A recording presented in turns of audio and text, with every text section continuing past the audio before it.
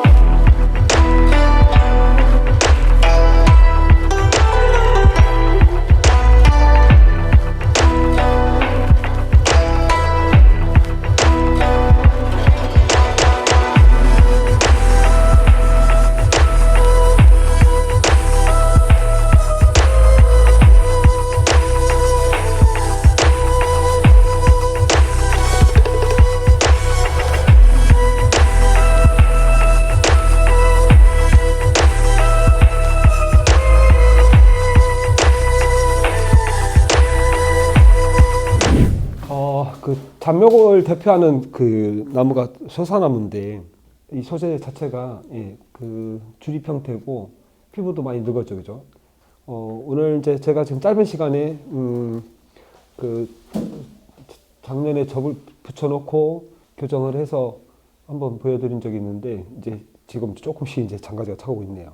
근데 우리가 이제 그 가지를 만들 때 우리 송백처럼 이렇게 나란히 이렇게 단지지 마시고 가지를 num자지를 줘가면서 교정을 했고요. 그렇게 해서 이제 중요한 건 뭐냐면 정 가운데 중심으로 봤을 때 전부 다 가지들이 바깥 방향으로 나가줘야 돼요. 안쪽으로 들어오는 애들은 그런 가지들은 이제 나중에 이제 이제 통풍이나 채광의 문제가 있어서 도태가 될 수 있으니까 위에서 내려다 보면 전부 다 사방으로 바퀴살 펼쳐놓은 것처럼 예, 그렇게 해서 그 가지 정리를 교정을 그렇게 하면 되는 거고요. 여기서 이제 중요한 거는 아직 희생지 운영돼 이제 가지가 바란스가 안 맞는 부분들은 이제 희생지 운영을 해서 가지를 굵혀줄 필요가 있는 거고, 그리고 이제 가지가 어느 정도 이제 바란스가 맞았다 싶으면 이제 내년 봄부터 이제 순식기 들어가고, 예, 그리고 이제 바란스 안 맞는 것들은 계속 도장을 시켜가지고 살을 찌워주는 쪽으로 예, 그렇게 생각을 하시고 관리를 하시면 될 것 같아요.